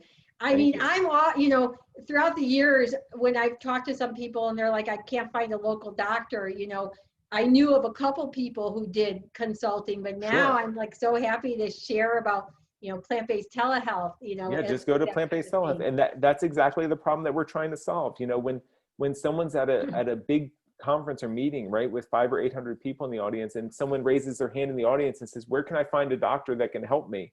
You know, until plant-based telehealth, you had to start by asking them a whole bunch of questions. You know, where do you live? What can you afford? You know, what insurance plan do you have? All that. Now there's a simple answer. You just go to plant-based telehealth. They have someone who can help you, you know, and Right. that's the resource that we want to be. So I'm really excited about growing it. I'm really excited about, you know, helping as many patients as possible through this platform. And I'm optimistic. They've been seeing patients now for about 6 months, and we're growing. You know, we're growing like crazy. Every month there's more patients are being seen. Every day there are people calling on the phone and people registering on the website. Great. And I also just Getting want to make access. mention that you also provide some free education through the group, Yes. right? So Yep. just say something about that, because that's really wonderful. And that it is, and thank you for bringing that up, because we like to balance it, because I don't want to pretend that, you know, our slogan is lifestyle medicine for everyone, but we do know that not everyone is going to be able to afford $150. You know, Right. it's a lot of money to anyone, right? And if people don't have the need, or if they're not ready, they're not going to be able to afford that. But so what we've done to balance that is there are free webinars. They were weekly, now they're going twice a month. And twice a month, and it's just an Ask the Doctor. So people can send in questions in advance, or they can join live on Zoom or Facebook, and they can ask questions. And right now it's the whole team of doctors. So it's Dr. Marbus, Dr. Miller, and Dr. Clapper are there answering questions as they come up. And then what I do is, after they ask the questions, after the webinars are over, they do that for an hour. It's on Thursday afternoons at I think it's 2:30 p.m. Eastern. But all the information is on the website at Plant-Based Telehealth if someone wants to join. And then what I do is I transcribe the videos into text and I index them. So I show where each question's, and I add them to the blog on our website. And that's where the replays are. So they stay there so people can rewatch them. But in addition to just being able to rewatch them, you can just open up the webinar page, and you can scroll down. You can say, oh, there was a question asked about breast cancer, and you can click the button and jump right to that question, so you don't have to watch Oh, the whole wow. webinar to see it. Or, oh, there was a question asked about high blood pressure here, you know, and you can jump right to that question and that answer, and you can see it. So we're trying to put these free resources available so that all the general questions, people can get those answers right away, and then they can have them somewhere where they can refer back to them, so they don't have to take notes while the doctors are speaking to them. Right. And that, I find that is very helpful. You know, I actually I share an interview sometimes with people from the website Chris Beat Cancer. And Yes, I love to yes, share this fantastic. particular segment with Dr. Christy Funk, when she's talking about soy actually being organic soy being protective. I say organic because we don't want, GMO soy. GMO soy, sure, But, yeah. soy being protective against hormonal-based cancers, the opposite of what a lot of people think. And he did that in his interview. He had all the questions, where they were in the interview. So I know I can just go to like 35 minutes in the interview and find that. So I think that you're doing that is very helpful because you can, more streamline, what you want to look for. Right. And they answer all kinds of questions about autoimmune diseases, thyroid, how to boost, how to balance your immunity so that we're protected from, viruses and things like what's going on with COVID. And I'm not pretending that we become immune to anything, but how do we build strength in our body? So all these kinds of questions get answered, and I just try to make that as accessible as possible. And that's, like you said, that's a free resource for people who aren't ready to book a visit and don't necessarily need a medical visit themselves. They're just interested or want to know more, or maybe they want to learn something to share with a friend. Right. And well, thank you so much for doing that. I mean, I'm the kind of person, I always have questions. yes. And the fact that you said you can even send them in advance, I may remember that. And like, because I'm always like, I listen to so many lectures, I follow so many doctors, and there's always like a little bit of there's some disagreement that comes up between one. And I'm like, now what? How do I know what to make of that? I've got a new one of those. I probably will send that in and see if maybe you guys can do something about that. But anyways, we've talked a long time. Yes, I knew this was going to be a really interesting interview with you because of all that you've done. I just think a few things I just want to ask before we end. And one is something that I actually just mentioned even in my intro, why I do this. Why I'm immersed in the work that I do. Optimal health is key for me. I really believe that we all should try to be as healthy as we can, and we're not getting the right knowledge in that way from our government and most of the food industries and the cultures. So I mean, that's why I love sharing this health information. But I also share, and I was just kind of curious, about your own sense about this, if any of these other reasons why some people eat plant-based, if they ever resonated for you. And if not, that's fine too. We're all different and we all, resonate to different things. But, the other two reasons that some people go plant-based has to do with reducing animal agriculture's impact on climate change and being more efficient with our finite resources of water and land, so planet sustainability. And then, of course, there's the issue of animals and what they go through, when they're used for food. So I was just curious if any of those, you started all this for health. And did you ever move to any of those other reasons, or did you kind of just stick with the health part? Yeah, no, I moved in both of those directions significantly. So even when I was a vegetarian, about a year after becoming vegetarian, I was proud to live in a way where I wasn't harming animals to eat. Now, I didn't realize what the dairy and the egg industry were, the impacts that they have also on animal lives. It's easy for me to imagine a dairy farm, where someone wakes up in the morning and goes outside with the bucket, right? But I know now that that's not the reality. So even being compassionate as a vegetarian and being proud, I'm the kind of person who catches the spider and runs outside and puts them in the grass, when I have a bug or when a fly gets caught in the screen, I try to open the door so that the fly can escape, and I try to shoo them out. And, even if it's a wasp or something like that, if it's not hurting anyone, we try to just get it out, not try to hurt them. So it has helped me. And I feel like it's a happier, it's more compassionate, and it's a more satisfying way to live. If we can, I never knew, I feel like most people don't know that we can live in harmony like that with animals and with our environment, and in a way we're actually helping each other rather than, living at the expense of someone else. So I've also become very passionate about that, from an animal compassion. And then only in the past maybe 3 or 4 years, I started learning so much more about the planet and the environment and the impacts of, and when I hear about the Amazon rainforest is burning, and then you hear rumors that it's actually burning because they weren't allowed to clear land, but that if it catches on fire, then the land is cleared for them, and then they can use that, for animal agriculture. And then every time when I'm in a restaurant and I see, or I see, a half-eaten piece of meat go back, it's like so hard to think about that, that's someone's legs, or that's someone's, body that somebody just decided they didn't need to finish, and, so it all comes back to me. I mean, my primary is still health, because for me, it started there. And for so many other people, for selfish reasons, I think if we get people to feel better, then I think people will be happier and their minds will open up and they'll be able to see all of these other things that they can do.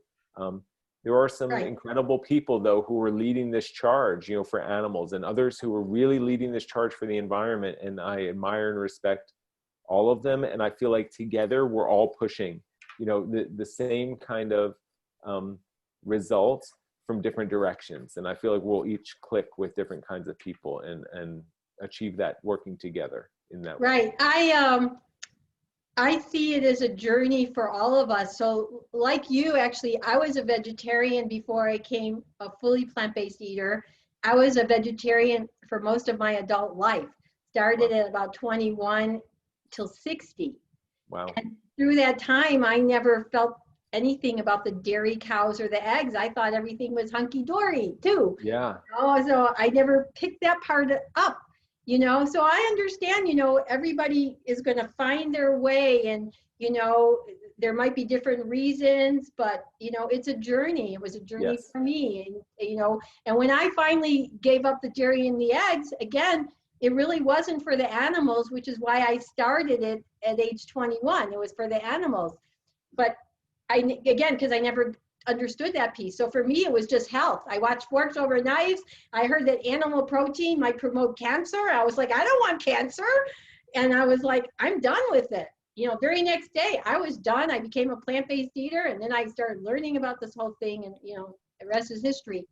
But so just before we end, I just have like two more things I want to ask you. One is, I want to just double check if there's anything else you would like to share that you think would be important for anyone to hear that maybe we didn't get to, so that you could do.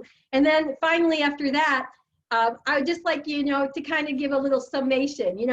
If you met somebody and you only had a little brief time with them, kind of like, and you had to give them they wanted to know something, and you're giving them that little elevator speech about plant-based eating and the benefits, that you could experience, what you might share with them, in just a kind of a quick way, and then we could sum up our interview like that. But first, I don't know if you have anything you want to share that we didn't get to. Well, the only thing I was going to share when you said that first question is that anyone who's out there who hasn't decided to do this fully, or if they're on the fence, I just encourage them to do it. And no matter how hard it feels in the beginning, it's going to be so worth it, and it'll be worth it beyond beyond anything that you can comprehend, without having experienced it. I equate it to having a first child. And when a couple is pregnant, and people will tell them for 9 months what to expect, but the truth is, there is no amount of preparation that you can do, because when you come home with that child, everything else is out the window. Like, you have to learn it and experience it for yourself for the first time. And I honestly feel like it's the same way with eating a healthy, whole food, plant-based diet. I can tell people, you can tell people, everyone can tell people how fantastic it is and how good you will feel, but it doesn't matter until someone experiences it for themselves. And for some people, they can start to get a taste of that after just 2 or 3 weeks. And other people, it might take 3 or 4 months. But I haven't met someone who has actually committed and who has done this for 6 months or so, who hasn't experienced what you and I know about how amazing you can feel. And then that's enough to make you can continue forever. The temporary amount of time you spend tasting some other thing that you remember, it pales into comparison to the kind of life that we can have when we're living, this healthfully and this confidently, and really by having such a healthy lifestyle that really is rooted in whole food, plant-based nutrition. So get started. That was the only thing I wanted to tell people, just do it, commit to it. Don't worry about anything else. Surrender to the process and just do it. If you've been on the fence for a while. And maybe don't worry, I like to share, don't worry about it being perfect and you everything you do is absolutely right. You know, start it. If you slip up a little bit, fine. Just say, I'm going to restart with my next meal, right? Exactly. It's not designed to be perfect. It doesn't have to be perfect. It just has to be continue. You just have to continue getting better until it's all there for you. That's what, I mentioned mine was a transition. I was aggressively transitioning, but it was a transition. So that's okay. But the goal is always to just keep getting better, and then it clicks in and it becomes very, very easy over time. Right. And the other question you asked was just kind of sum up like your little elevator speech or whatever, just, to kind of end our interview with. Yeah, I guess that's kind of also my elevator speech. When we talk about different types of treatment for people who are sick, we worry about the risk-reward ratio of a treatment, and that's where side effects come in with drugs, and that's what your doctor's doing for you when they're deciding, basically, should they put you on a drug that has some side effect, or should they leave you, off medication? And they're balancing in their head for you, well, what's actually better? Where's the higher reward, to risk ratio of doing that? The good news about eating healthfully is there's no risk involved. The only risk is maybe, your friends will tease you for a little while, if that's the kind of environment that you're in, or maybe you'll lose the taste of something for a short period of time. But there's no risk to eating healthy and to eating a whole food plant-based diet.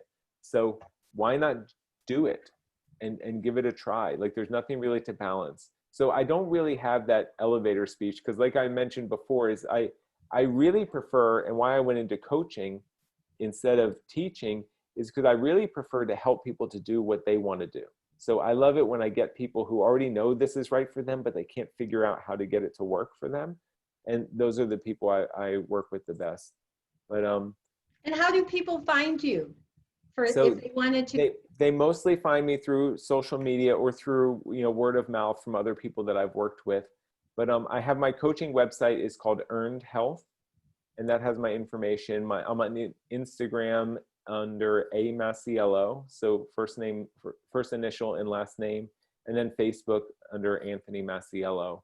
And that's where people can find me. And I'm happy to talk to anyone to see if I would be a fit. Like I mentioned to you earlier, I'm not trying to fill a big roster of clients. I only keep about 6 because I really want to make sure that I'm dedicating everything that they need to their success. Do you find that the people you're working with, are they mostly people with weight loss issues or other issues as well? How does that turn out? Yeah, mostly I've been working with people who need to lose, I would say, a lot of weight.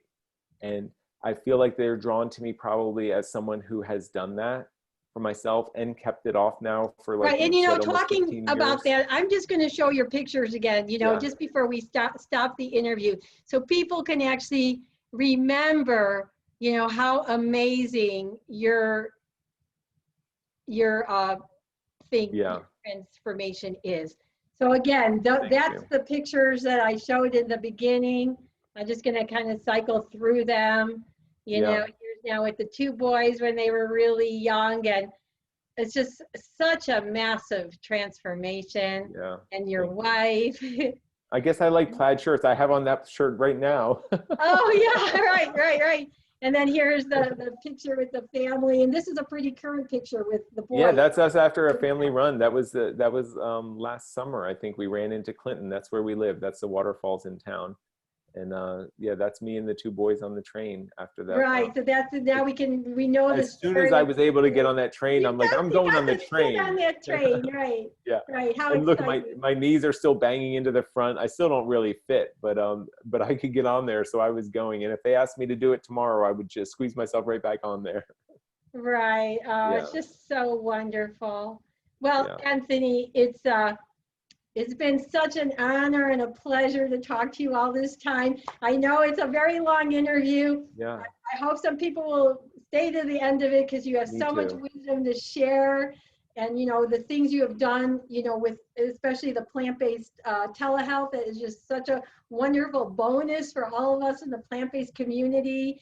you know, especially people who don't live anywhere where they might be able to find a plant-based doctor, because again, there just aren't enough of them yet. But I know that's changing. It is. And thank you so much for having me, Denise. You know, it's a real pleasure getting to know you, you know, through social media. And I'm glad we found each other and in correspondence and preparing for this. And I really enjoyed the conversation.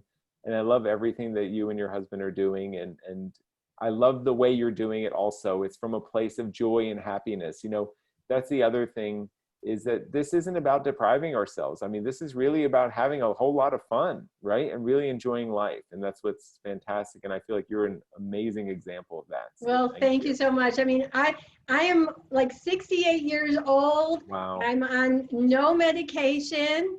I'm walking 5 miles every day. Well, not every day, but you know, a lot of days of the week now I'm walking 5 miles.